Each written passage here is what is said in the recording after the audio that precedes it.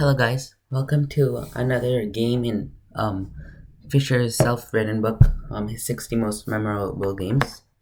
Today, we're looking at the second game in his book. We looked at the first game a few days back, and this is between Bobby Fischer and Larsen, and it happened in 1958.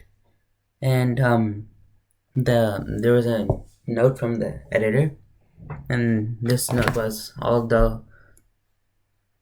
although the Sicilian as a whole is the best fighting defense at Black's disposal, much of the steam has been taken out of the time-honored Dragon variation, and this is one of the key games which helped to batter its reputation.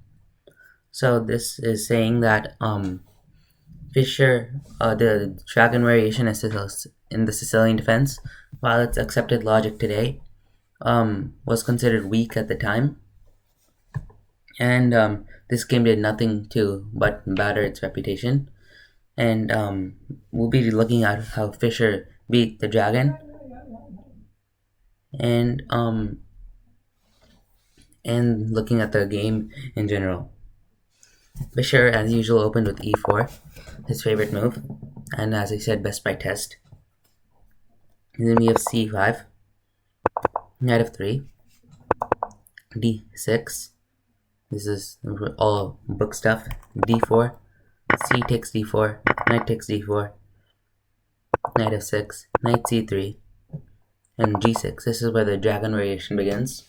The goal is to fianchetto shadow this bishop and have it as a powerful ally. But Fischer obviously thought very lowly of this variation. He even wrote in his book, Larsen was one of the diehards who refused to abandon the Dragon until recently. White's attack almost plays itself. Weak players even beat grandmasters with it. I once thumbed through several issues of Shachmatny Bulletin, which is a magazine, when the Yugoslav attack was making its debut, and found the ratio was something like 9 wins out of 10 in White's favor. Will Black succeed in reinforcing the variation? Hamilton tell. Black did succeed, and Larsen actually had some fighting chances in the game, but he didn't make use of them, and we'll see what happens. Next move was bishop e3, bishop e3, and then we have bishop g7, f3, castles by Black. And then we have a queen d2, just bringing out the queen, preparing castles on the queen side and getting ready to push these pawns down.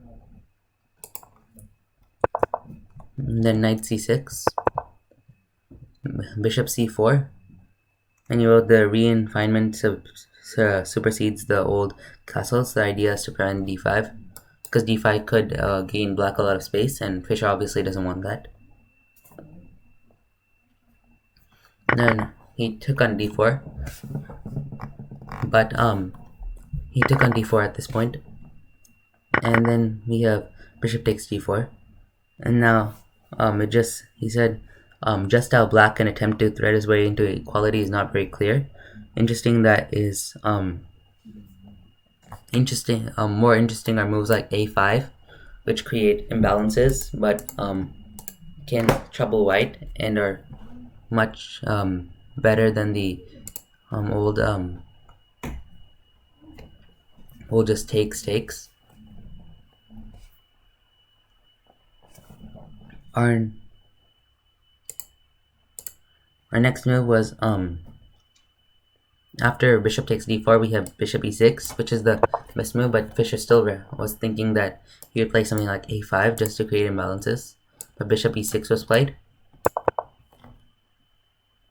Now we have the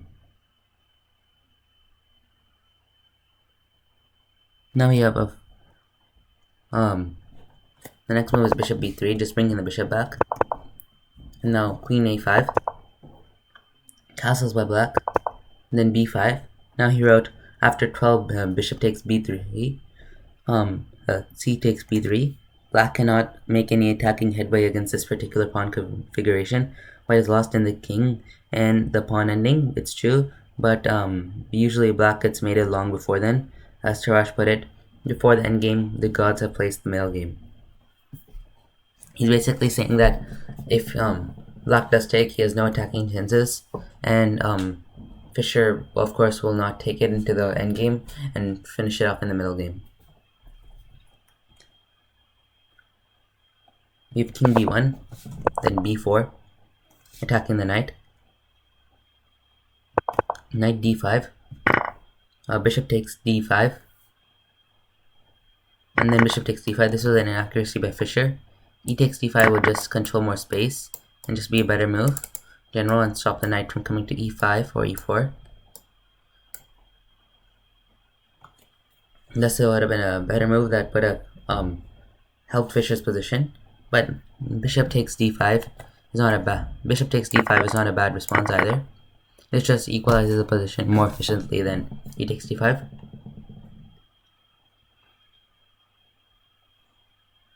After which he played rook ac8, which is an inaccuracy. This is the losing move according to Fischer.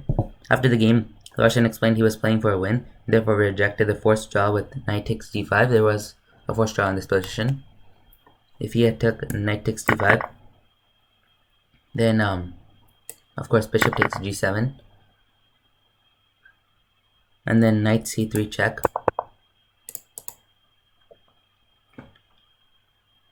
And then bishop, you can't take with the bishop because if you could take with the bishop, but afterwards Black would have a better position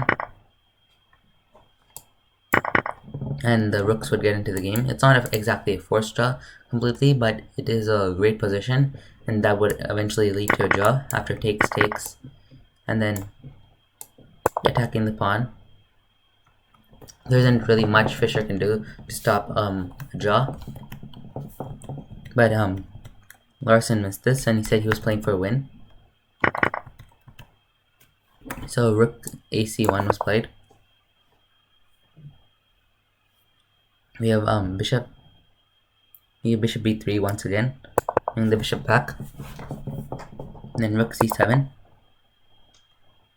And then this, he said, was a loss of time, unfortunately necessary. Black is ever to advance his a pawn, queen b, and then this, he said, was a bad move because you just took away time from the overall position. And moving your queen away to, let's say, h5, then advancing your a pawn down too would have been much more effective.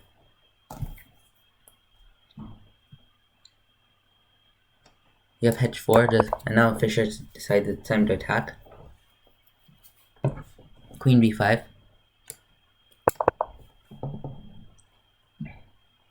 And now we have h5, bringing down the pawns once again.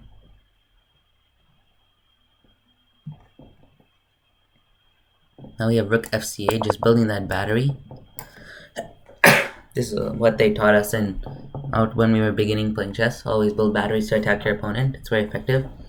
And most of the time it is, but this time Larsen spent too much time worrying about his attack and not enough time worrying about his defense.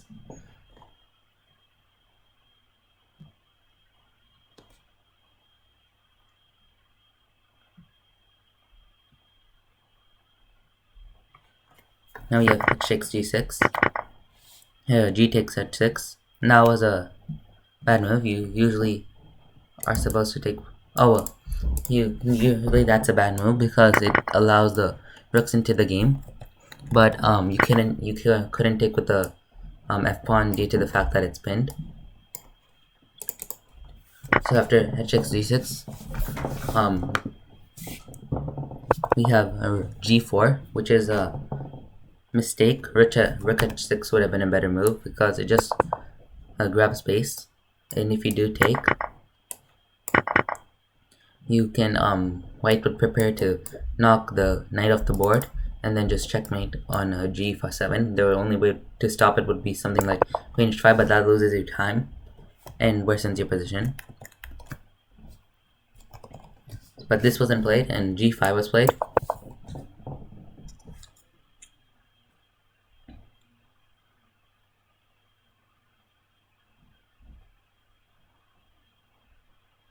And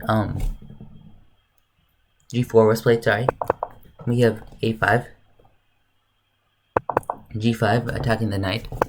Now knight h5, and now this is one of Fischer's famous sacks, taking on h5. And now the correct move would have been taking on d4 first, and the game would have still been going. But however, Larsen blundered and took on h5. And this just completely lost the game for black. So we have g5, g6, immediately gaining space and attacking the king side. e5, trying to stop any attacks from the bishop. Now g takes f7. The king moved instead of just taking.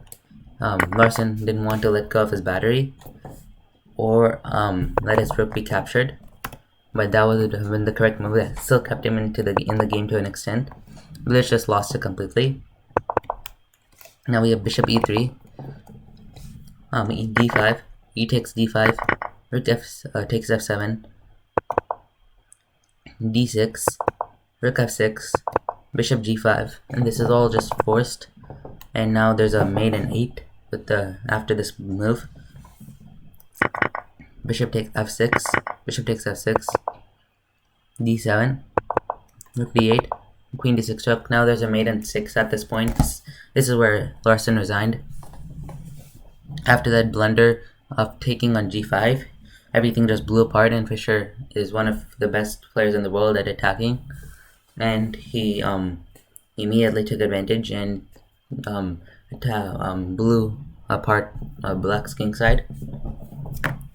And of course, it was Larsen's stubbornness to not take here with the in this position. If he had just taken